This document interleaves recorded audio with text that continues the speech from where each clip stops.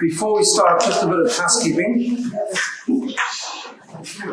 So today is the last session before Pesach, and the second of the mini Pesach series that we'll be doing. After Pesach, we're not going to have shiurim the first week after Pesach. Okay. To be honest, I'm just going to take a break. But then the issue is the following. Then we're going to have a once-off topic the following week, which is the 8th of May. The reason why I'm saying it like that is because the 1st of May, I mean. Yeah. 1st of May, we'll have a once-off topic. The 8th of May, I'm away. I'm actually joining we have a bunch of rabbis, so I think 20 of us that are going to Israel for a week on a mission, which is really nice. So I'll be there from the 4th of May to the 11th of May. So the 8th of May, I'm going to be away. And therefore, the proper new series will start on the 15th of May. So we'll do one on the 1st of May on just a one-off topic. 8th of May, I'm away. 15th of May, we'll start the new series. I don't know what the name of the new series is, but I will tell you what I'm working on. I've discovered recently a fascinating book, or two actually, that is based on the works of Viktor Frankl, stuff that's not in Man's Search for Meaning. And also I discovered on YouTube fascinating videos and interviews of Dr. Viktor Frankl, which I didn't know existed. So I'm going to do the series on stuff from Viktor Frankl, of course looking at it Jewishly as we always do, but I think it'll be very fascinating. I listened to a little bit already and I think it's time to bring him back. The world's actually gone completely away from Viktor Frankl's work. And interestingly enough, he complains about, I'll get into it in the series, but he complains about the world and the culture that was there just before he started his work. And it's actually very prophetic. It's much of the same stuff that is happening now. So I think it'll be an amazing series, I hope. So that will start on the 15th of May. And as I said, 1st of May we'll just do a one-off topic, and 8th of May I'm away. Okay. So last week we mentioned that in the Haggadah we say three things that are very important to talk about and explain. And that is the Pesach, the Paschal lamb that was brought in the temple, matzah and maror. The great Rabbi Gamliel said that if you don't explain these things, you haven't really fulfilled the mitzvah properly of the night. So last week we talked about the Paschal lamb, the whole idea of coming out of Egypt being the idea of us becoming a nation that is one, connected to each other, and yet without diluting the individuality. We talk about the lamb being a weak animal, that if it hurts in one place, it hurts in the entire lamb, and all different laws of the Paschal lamb and so on. So that we covered last week. This week I want to talk about matzah and maror, but I'm also going to extend it to the other feature of the Seder, which is the 4 cups of wine, and give a bit of insights. Also, first a bit of general knowledge, because the Seder is really amazingly deep and amazing. It's a fantastic experience if we tap into it properly. So I'll go through that. So I'll go through some of the understanding, just the general knowledge of it, and then share with you some deeper ideas. Before I start, just I'll talk about it again towards the end, but one of the big mitzvahs, and hopefully you'll appreciate it even more by the end of today, one of the big mitzvahs of the Seder night, and how we connect to the energy of the Seder night and the power of the Seder night, is to fulfill the mitzvah of eating matzah. And on the night of the Seder, that has to take place with shmura matzah, and it has to be a big piece. You have to be a big piece, at least once. Right? When I say a big piece, those round matzahs? So the round hand-baked matzahs, it's about just over a quarter of a matzah, preferably a third of a matzah. So it's because in the piece, you're supposed to eat it like within a certain short time frame, like 7 minutes, not to stagger it over the night, but to eat it once, and that's the mitzvah, right? So if anyone doesn't have shmura matzah, doesn't have enough shmura matzah to give a big piece to everyone to say, please let me know, and I'll organize it for you. Are you sending a bread? So we have it. Just let me know if you need it. I'll organize it for you. Yes, no problem. Tell me afterwards. Tell me if you get it now. Okay. So starting with the matzah. What is the definition of matzah, first of all? And everyone knows matzah doesn't rise, chametz rises. What does that mean, right? So first of all, the definition of matzah is that it's got to be made, it's flour that must be from one of the 5 grains. The Talmud talks about the 5 grains that makes bread, that is considered halachically bread, right? And that is wheat, barley, spelt, rye, and oats. Okay? Now, generally speaking, matzah is made out of wheat, and the East spelt matzah as well. You can get shmura spelt matzah.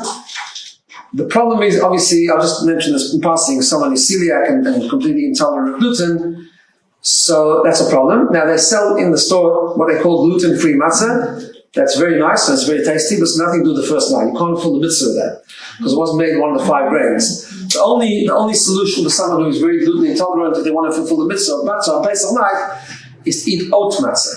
Oat doesn't have gluten. You know, in Australia, it's not recommended because it grows near gluten. So it really doesn't have any gluten, and eating one piece of matzah, oat matzah on same night will be fine.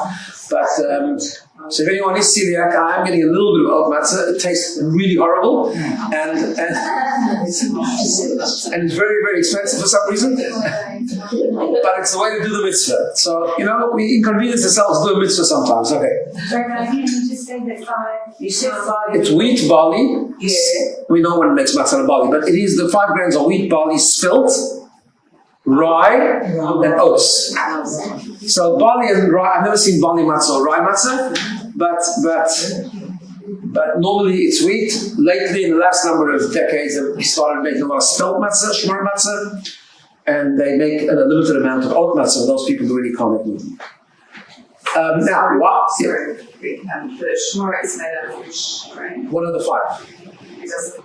So shmura is not necessarily one. No. Shmura means, the word shmura means 2 things. The shmura matzah you eat at the Seder night has 2 features to it that makes it shmura matzah.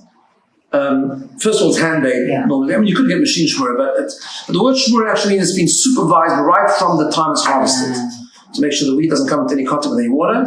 And also, it's made for the mitzvah. If you ever visit a hand-baked matzah bakery, which you'll notice as groups of people set up a whole very interesting system. You can Google it to see how shmura matzah is made, hand-baked matzah. But there's a whole group of women normally, or bacharim, or sometimes like it's normal, who roll the matzah. There's someone that kneads the matzah, there's someone that puts it in the oven, every stage of the way. And you'll notice every time they start a new cycle, like every 18 minutes, the mashgiach, the supervisor, will stop everyone and say, everyone repeat after me, L'shem mitzvat matzah. And we're doing this for the sake of the mitzvah of matzah. There's certain things that have to be done intentionally, and if it's not done intentionally, it doesn't work. I mean, it's matzah, it's not chometz, but you can eat it on Pesach, but it's not for the mitzvah. So that's what the shmura matzah, those are the features. It's normally handmade, it's supervised, and it's made for the mitzvah, right? So normally it's made out of wheat, but they can make shmura spelt, and they make shmura oats also if someone really needs. Wouldn't recommend, if you don't need, I wouldn't recommend oat matzah, but if you do need, you can get it. Okay. Now, why does it have to be made of one of these 5 grains? I mean, you can see with the gluten matzah, it's possible to make it out of other things, right? So here's an interesting idea, just philosophically. Matzah, the idea of matzah is that it doesn't rise, right? And we know, we've talked about this many times, it's a symbol of humility as opposed to chametz, which does rise and ferments and it rises and so on. The definition of rising means fermenting. It's not actually that it's big. You can make a cake out of matzah meal, but it means a certain fermentation process that causes it to bloat, in other words, and to rise, which makes it chametz, right? Matzah has to be made out of the 5 grains because it's only these 5 grains that can potentially become chametz. In other words, you've got to make it. If you made it from quinoa, for example, right? If you make it from quinoa flour or almond flour, you can make matzahs out of any flour, but it's not potentially chametz. It can't rise. You can leave it for 3 hours and it won't rise, right? Why does matzah have to be made specifically from something that can become chametz?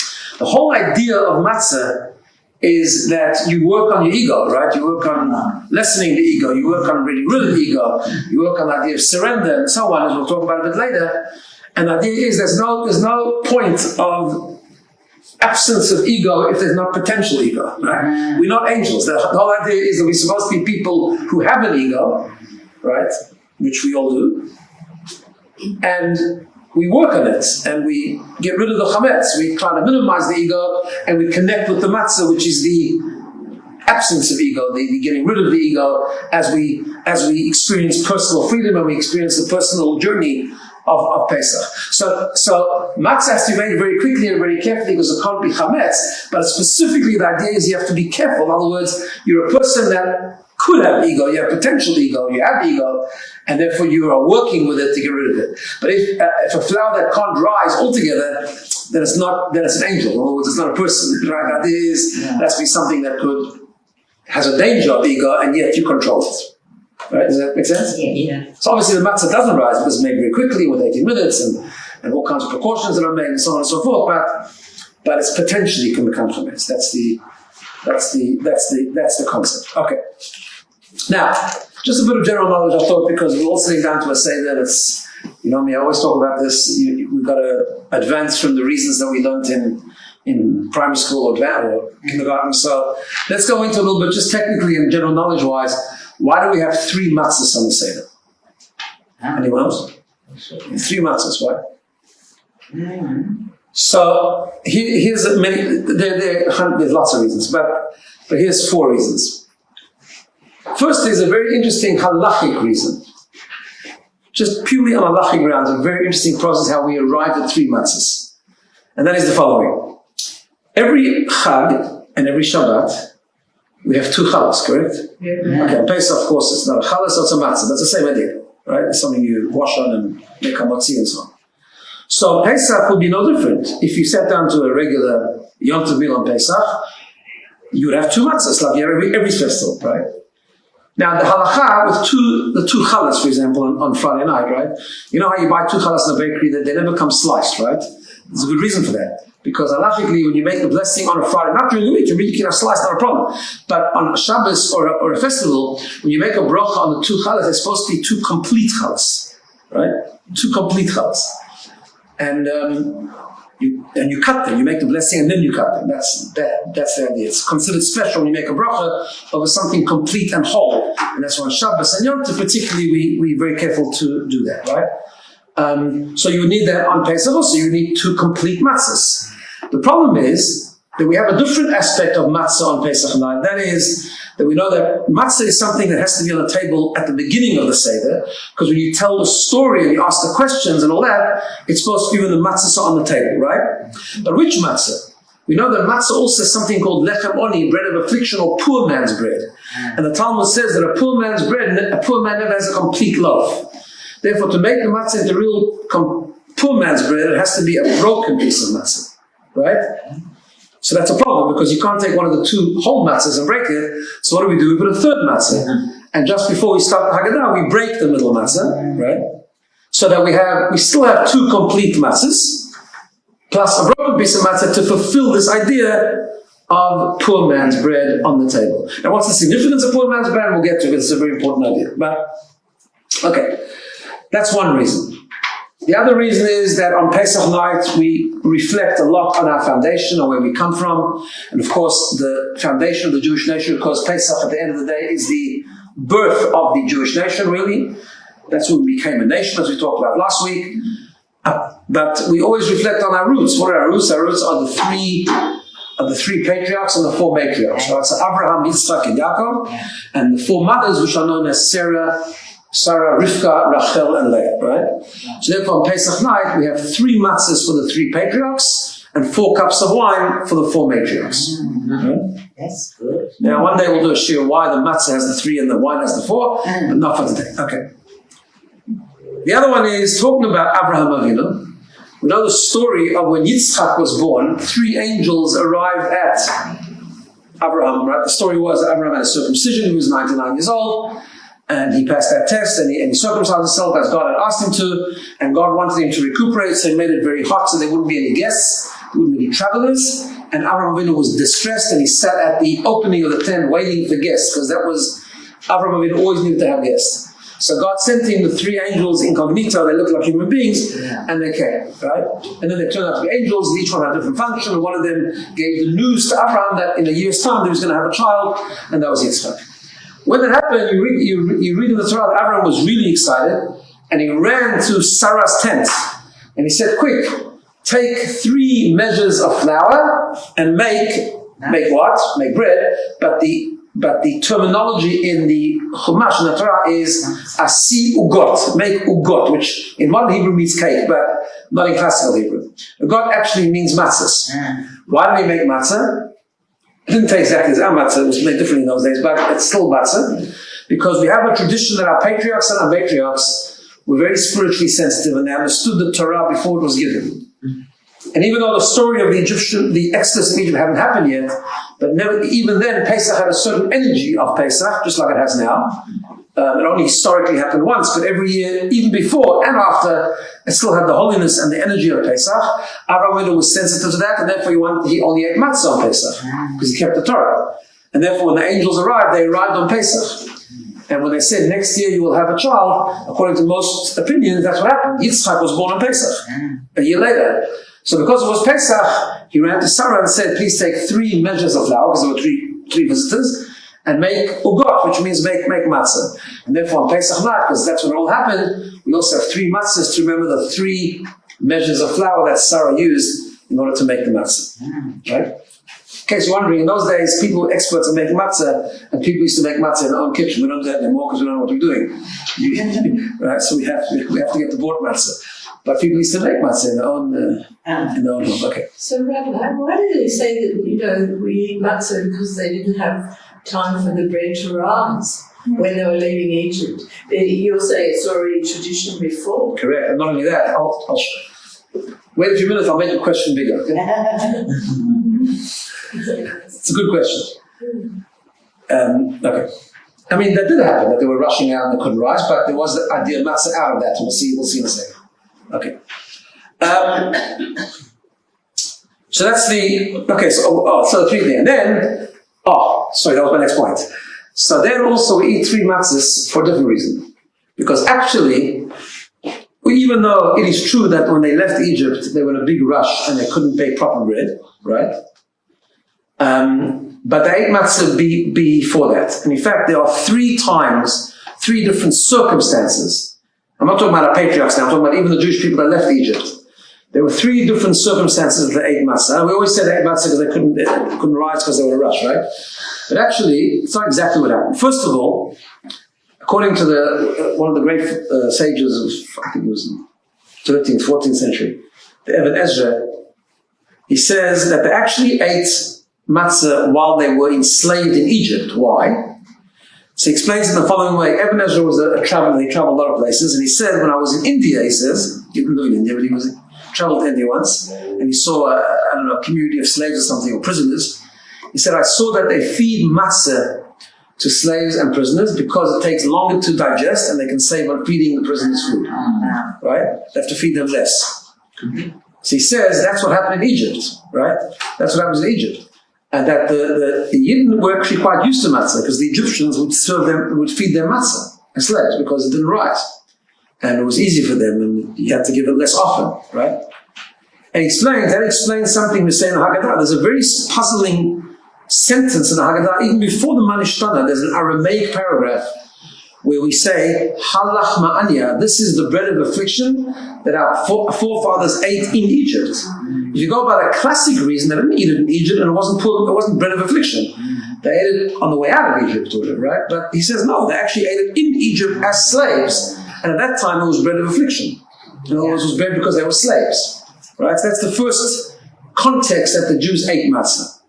The second time, this is really interesting, we say that they left the next morning and they were in a rush and they couldn't rise, but actually, the night before the Jews left Egypt, God instructed them to have a Seder. The first Seder as a nation was the night before they left Egypt. Right? Because God said, you're going to leave in the morning, in the middle of the night, there's going to be the plague of the firstborns. Pharaoh, I'm telling you now that Pharaoh this time is going to agree and he's going to kick you out, but you will not leave in the middle of the night because God wanted them specifically to leave in public, in daytime, in full view of everyone watching. But he said that the night they should all gather in their homes. That was when they put the blood on the doorposts, that Hashem would jump over their houses and not kill the Jewish firstborns and so on. And they should eat a paschal lamb and they should eat it with matzah and maror. So there was a kind of a seder. I mean, they didn't tell the story because they hadn't experienced the story yet, but they gathered together to do these things, ready to leave the next morning, right? And that night they ate matzah. They ate matzah in preparation for freedom. So that was the second kind of matzah, context of matzah. And the third is the story we say in Haggadah, that the next morning Paro kicked them out. They were in a big rush, and God told them they must rush out, they must go quickly. They must go during the day, but they must go quickly. And therefore they baked bread for the way, provisions for the way, didn't have time to rise, so it turned out to be matzah. So because of those three different times they ate matzah, that's another reason why we have three matzahs on the Seder plate. Okay. Just I'll share with you, you can share it with your Seder, of why we eat three matzahs. Now, the question is, why do we use that reason then? Why do we say we eat matzah because they couldn't? So that's, again, another discussion. That's because Kabbalistically, there's different levels of matzah.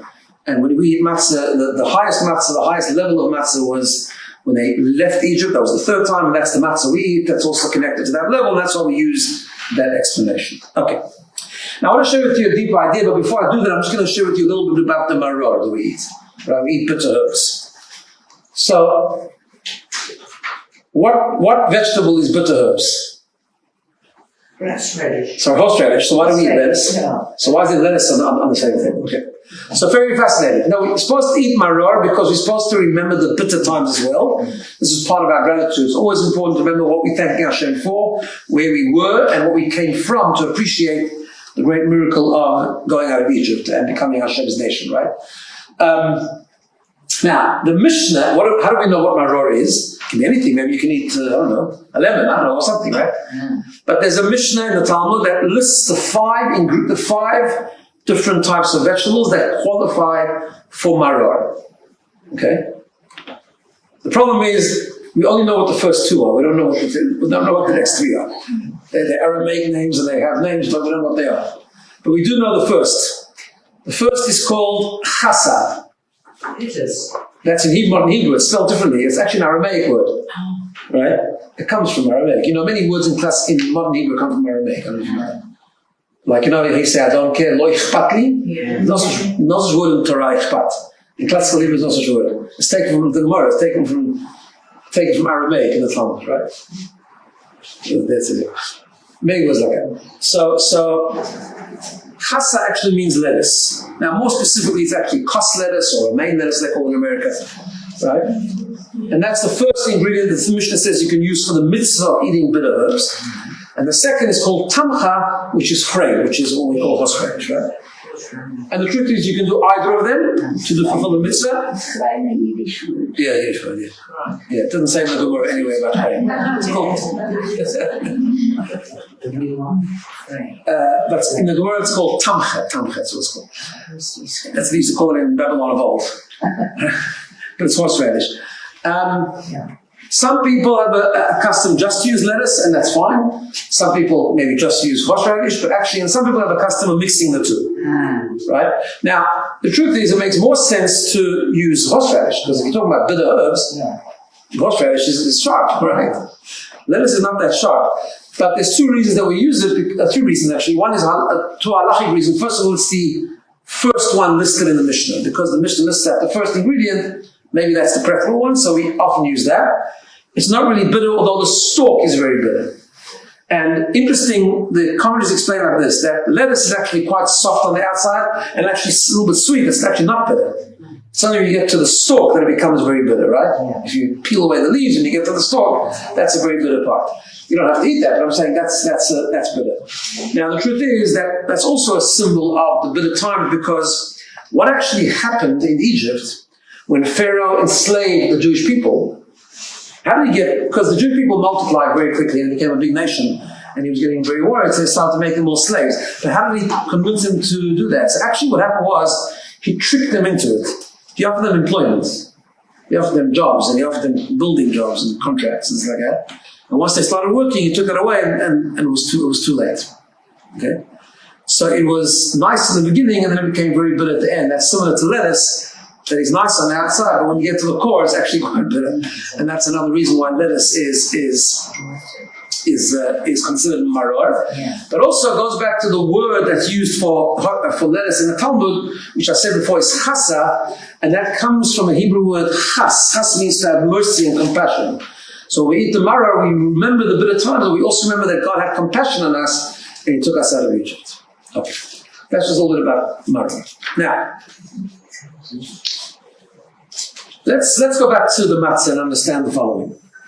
So we know that matzah, this component, this thing I've said once before, but this matzah is about surrender. That's what it is. It's about positive surrender, right? It's complete humility.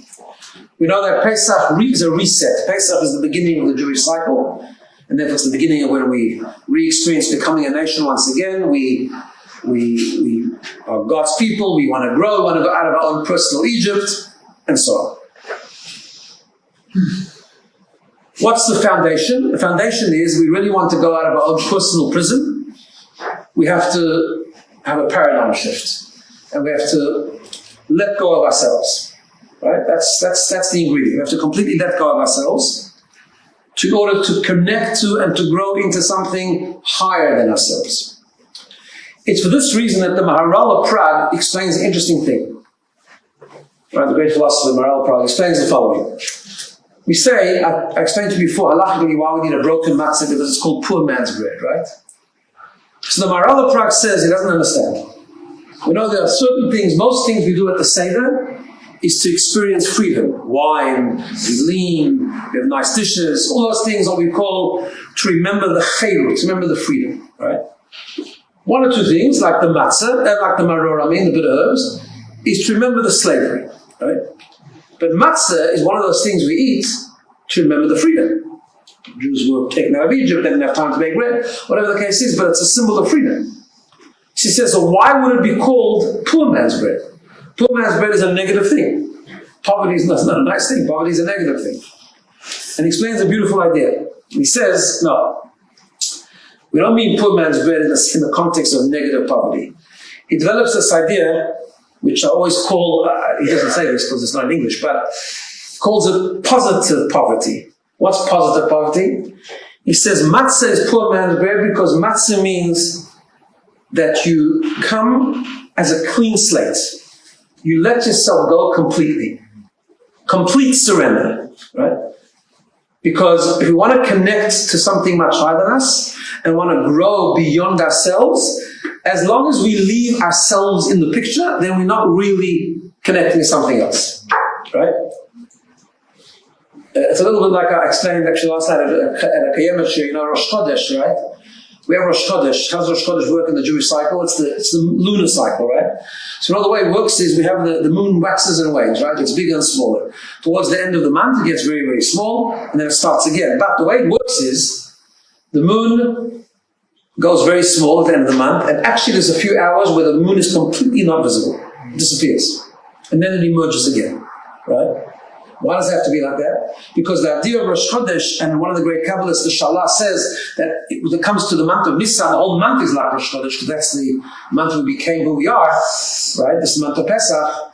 When it comes to real growth, in order to grow and emerge with a complete renewal, you have to disappear first. Because if the moon would even have a slight sliver at the end of the month and just start growing again, it would be growth, but of the old moon. In other words, it's growth of who you were before. It's not a paradigm shift, right? But if you want to have a real growth, if you want to reconnect in a completely different way, take a leap, a quantum leap in the area of the journey of growth, going out of our own personal Egypt, there has to be that idea of complete surrender. Let go of yourself completely. Says the Maharal, that's matzah. Matzah is not just a little bit letting go of the ego. Matzah is completely letting go of the ego. In other words, letting go of any sense of self and to say to God, listen, I'm yours. Now tell me what to do. And let me start the journey again. Let's be like the moon that disappears, and now we can start again. In a different context, in a different level, with a different perspective. Right? Is that clear? And that's what he says. That's the idea of positive poverty. A real person that's stricken with poverty means he doesn't have anything. When we come to Matzah, we start the journey, the cycle, the Jewish cycle again on Pesach. That's how we start. We start with clean. I'm not mixing myself into this at all, so that I can really connect with something greater than me. By the way, that's also why in the Zohar, the matzah is called bread of emunah. You know that? In fact, the Zohar says the first night is bread of emunah, the second night is bread of healing.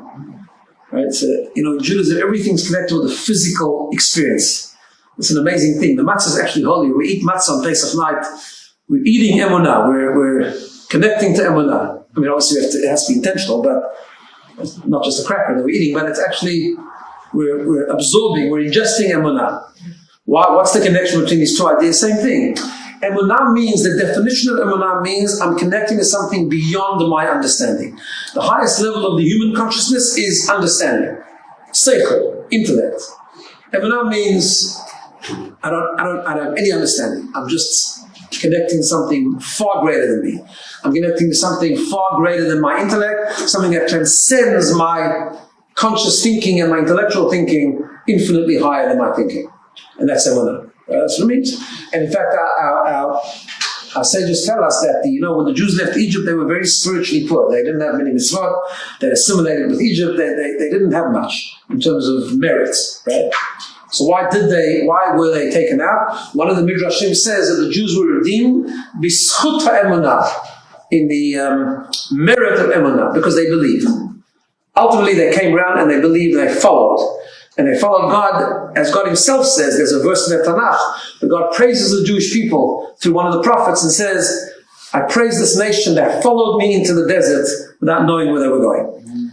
A leap of faith, that's what it was. It made no sense, but they followed.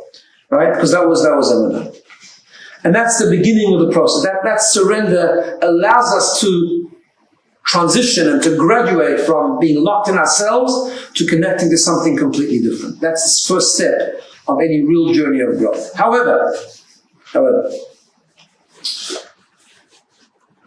surrender itself is not enough. Right?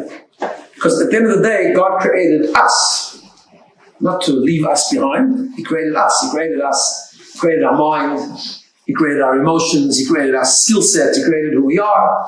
Every human being, every person is a whole structure of many, many components.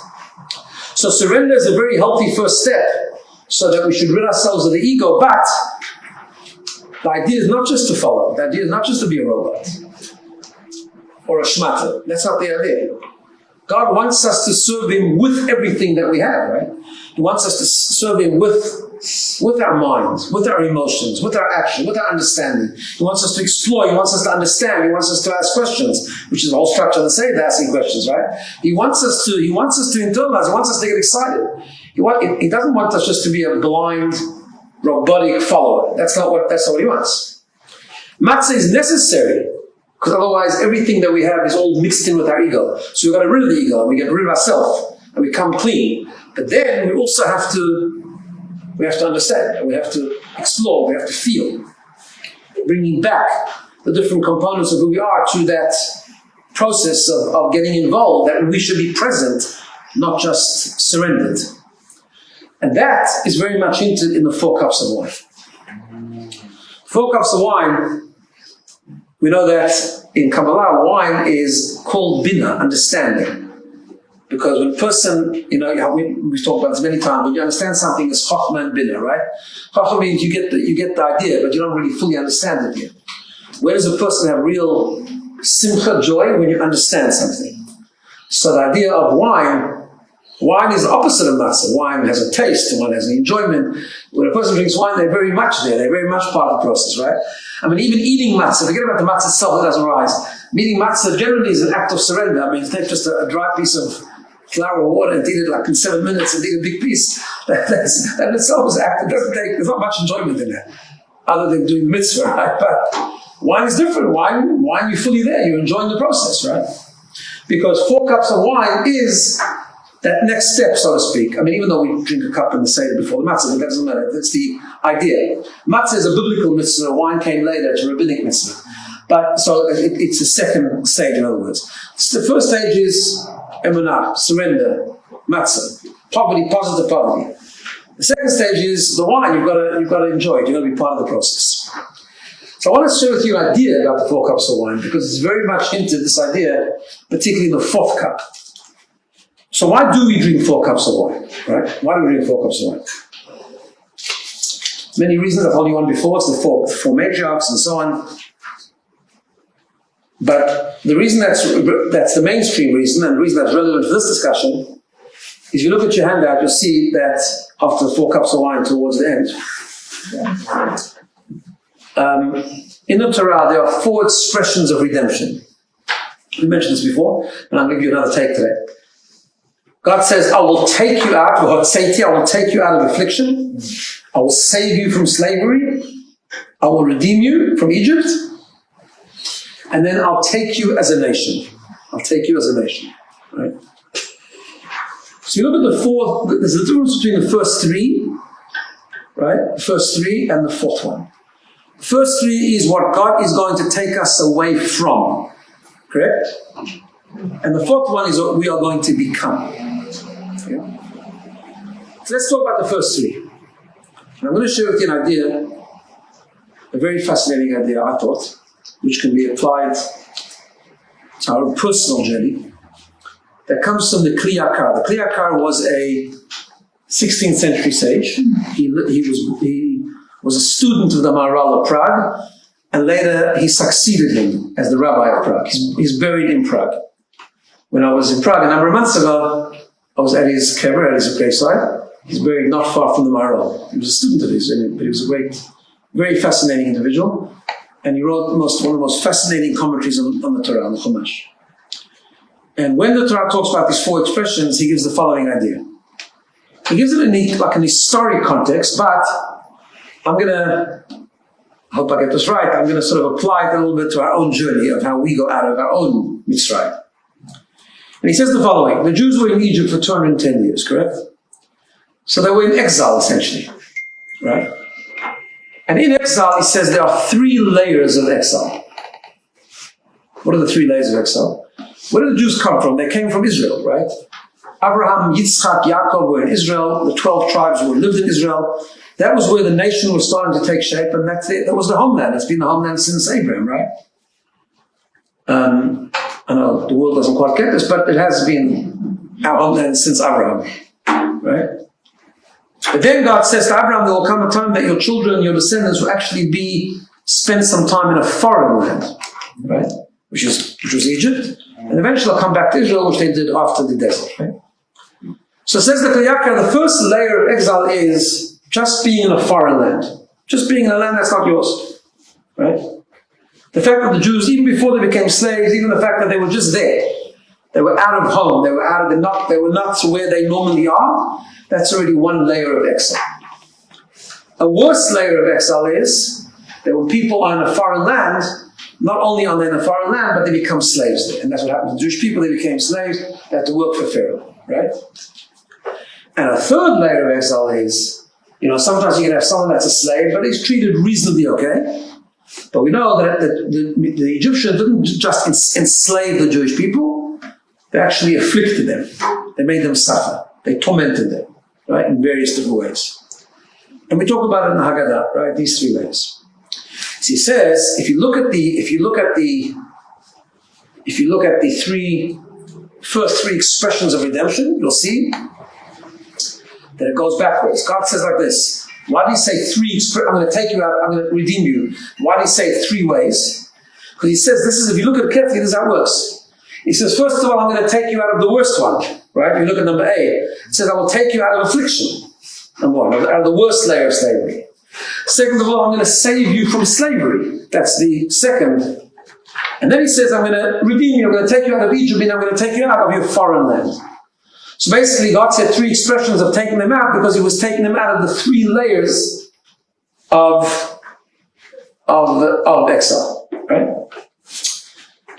Now, and I've said so many times, when we sit down to the Seder, we experience Pesach, we have to reflect on going out of our own Egypt, right? Taking the next step towards a better person, better relationships, better relationship with God, better spirituality, better godliness, all these kind of things. Growth on all levels. What are the things that stand in the way of growth? We always talk about Mitzrayim as our own prison that stands in the way of growth, correct?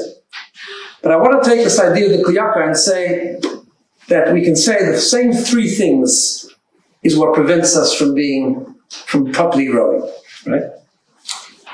The first one is being in a foreign land. What does that mean? Being in a foreign land emotionally, in a psychological, emotional sort of context, or spiritual context, it means I'm okay, but I'm just not connecting, right? In other words, like this. For example, sometimes a person can be in a relationship, but they're not there. They're there, but it's like remotely. It's like a foreign land. Or you can do a mitzvah, someone can put up a mezuzah, or someone can do kindness, because it's an obligation, it's a duty, you've got to do it, but it's not their identity. They can make kiddush every Friday night, but it's just a thing you do. It's not their identity, it's not who they are, right? And that obviously prevents growth, because you don't grow in something that you're not excited about. You don't grow in something you're not passionate about. You only grow in something that's you, that you identify with, right? So therefore the first blockage to growth is just not connecting to what we're doing. We're doing good things maybe, but we're not connecting to it. It's like being in a foreign land. We're somewhere else. We're not there. We're not in the good things. We're just somewhere else. Our mind is somewhere else. Our heart is somewhere else, even though we're doing a lot of good things. Okay. That's the first layer of exile. The second is slavery. We become slaves. What does that mean? People are slaves. We become addicted or enslaved to our own temptations, to our own problems. Each one has their own sort of form of slavery. Some people are slavery to their indulgences. Some people are slavery to jealousy, to anger. They're slavery to creating an image. They're obsessed with always creating an impression with other people, right? And it just, we all have a level of slavery with something that's hard to control, right? That's the way God designed us. That sometimes we just get so involved and so immersed in the things that we're pursuing. It might be slavery to pursuit of materialism or hedonism, whatever the case is. We all have our area of slavery. And of course, when that gets bad, when that slavery gets bad, it becomes, again, a very strong blockage to grow. Because we can't grow, we can't be less angry because we're addicted to our anger. We can't live a life of meaning and purpose because we're addicted to hedonism. Or we can't, whatever the case is, we're just addicted to certain things. I don't mean addicted in the clinical sense. I mean, we're so connected, it's just hard for us to tear ourselves away from those things that are concealing the idea of meaning and purpose, that we're enslaved. We're not only not connecting, but we're more than not connected, we're actually enslaved in that foreign land. And the third layer, right, the third layer of slavery is being tormented, affliction. What is that? And this is a very important idea. Why don't we grow sometimes? Because we're tormented with guilt and shame. Right? The worst thing that can prevent a person from growing is to have a negative self-image that I'm not able to grow. There's no hope.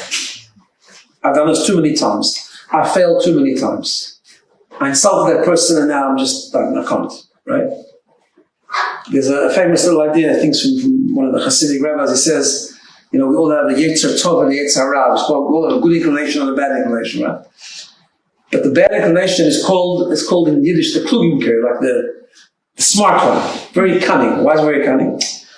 The old Yetzer Hara knows that he can get you to sin, but he can't get you to do terrible things. Or these things that you know are terrible, right? No one sitting here, the Yetzer Hara is going to come to you, you know what, I think you should go out and kill someone. You're not going to do it. He knows it's not going to be successful, right? So what does he do? What he does is, this is what they explain. He said, he convinces the person to do something minimal, not as bad. And then it makes you feel bad about it, right? When we do something wrong, that's not the problem.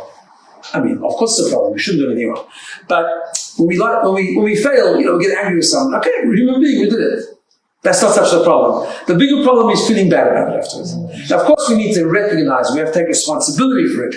And sometimes that means temporarily feeling a bit uncomfortable with what we did, so we can take responsibility and we can improve. But that's not the tactic. The tactic is to get us to feel depressed about it, upset about it, to ruminate on it, and just to say, you know what, it's all worth trying. And we go into a despair, we go into a feeling of just giving up hope, right? That is the worst barrier to growth. Once we lock ourselves into despair, we're done. Comes along God and says, listen, I'm going to take you out of Egypt. I'm going to take you out step by step. I'm going to take you out of the worst, the second worst, and then the least worst. The first, and he's talking to us, not just talking to the Jewish people in Egypt. He's talking to us, and he's talking to us like this. You're coming to Pesach, you need to know three things. First of all, you need to get out of the being tormented. Afflicting yourself with the guilt and the shame and the depression and the sadness. Because you need to understand that there's never such a thing that there's no hope. No, it doesn't work. God created human beings to fail, and the good news is that there's always a way back. Right? I think I explained this a while ago. That's the hay, the matzah, that little thing on top. You can always climb back in, right? So we need to get out, and this is what God is taking us. He's giving us the ability on Pesach to get out of that worst layer of slavery. God said, I'm going to take you out of the affliction, which means I'm going to take you out.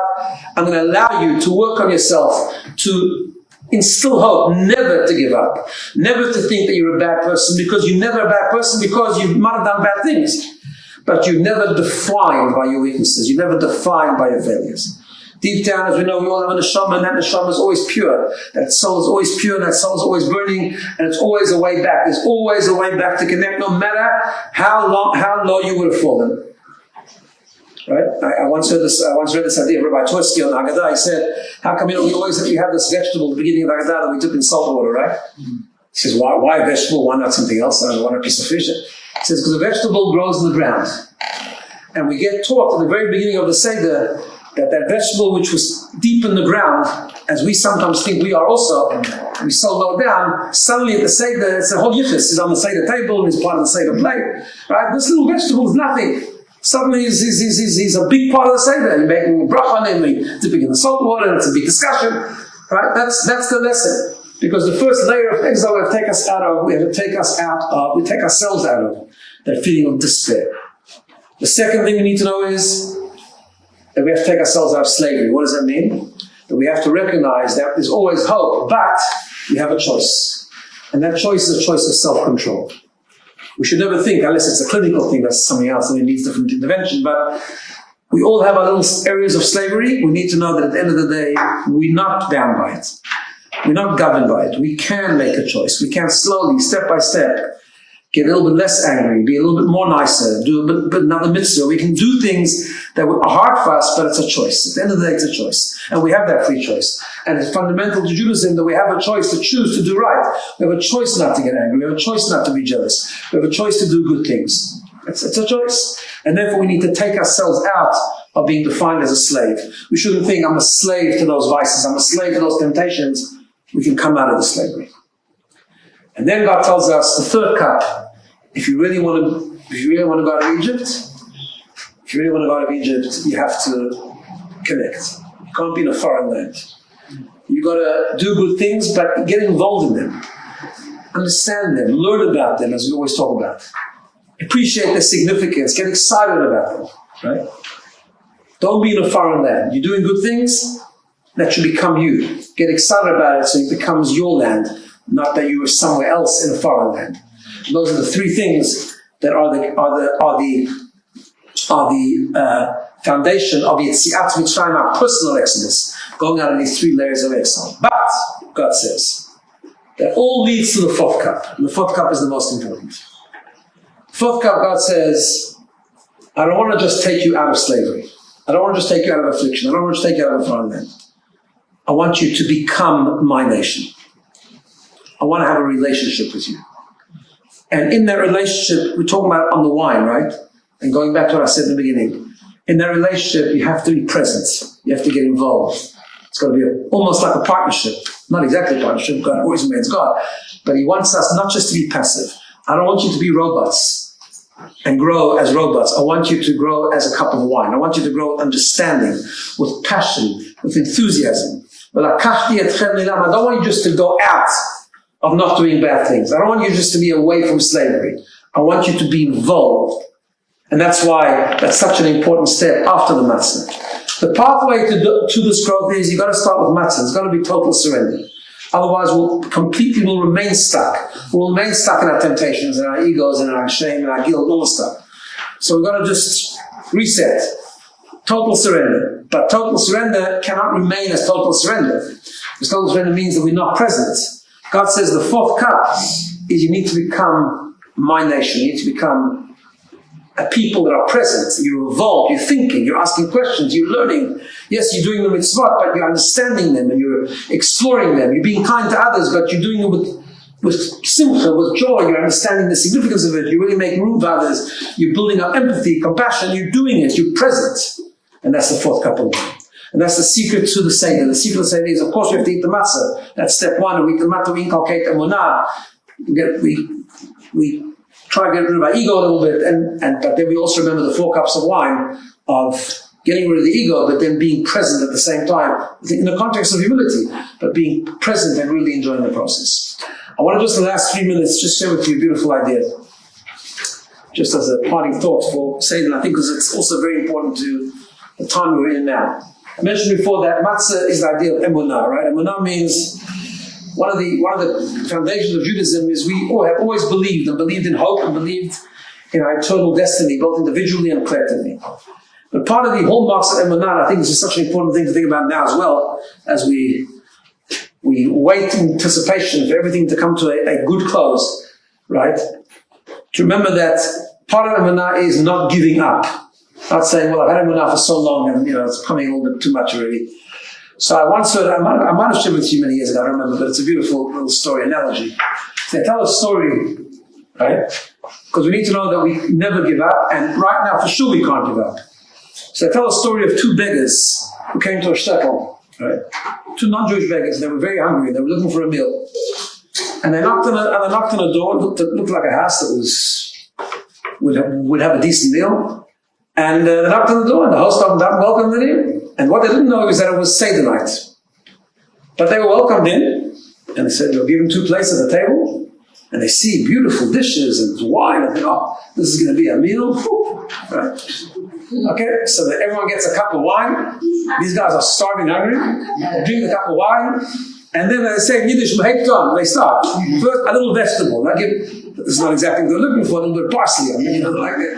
Okay, they see it must be some sort of thing they do, and go people want to wash their hands, and they buy okay. And then they start to speak.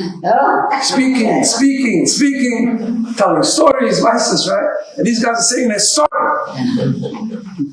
Eventually they get up and they wash their hands again. They say, okay, maybe this time we'll be followed with a proper meal, right? And they give everyone this cardboard, like this tasteless piece of stuff. Okay, they eat it, but they really want a meal. Okay, they think maybe now, maror, bitter herbs, piece of lettuce, horseradish, they taste terrible. No, meal coming? So they start passing out a matzah sandwich. So, they're giving us the cardboard and the bitter herbs. One guy gets fed up, runs out of the house, and I can't take it. He runs in. Next day he meets his friend, and his friend tells him, you're such a fool. If you'd have waited 5 minutes, 5 more minutes, you had a meal like you've never seen in your life. And I say the story because, we had a long exile, and we're still in this exile. And that's sorry, so look what we're going through now with Israel and so on and so forth. We can't give up hope. So you have to hang on there because there's about to come a beautiful meal. And that's emunah. Emunah means we don't give up. And it's what you learn from the Seder. You don't give up. The meal will come. And will come soon in Mitzvah Hashem. We're hopefully almost there. We shouldn't be a fool like that beggar who runs out just before the meal comes. We don't want Mashiach to come and say, oh, we didn't have faith. We actually gave up hope before he came. No, we're never going to give up hope. It's coming. The victory is coming. B'ezrat Hashem, everything in Israel is going to come to a positive close. And ultimately, we're going to merit to the ultimate redemption. Redemption through Mashiach will come very soon. So, Chag Sameach, everyone again. Again, if you need Shmur Mat, so you have enough Shmur Mat, so all people to say that. Such an important mitzvah, please let me know. And I'll arrange it for you. And just have a Chag Sameach, and we'll resume afterwards.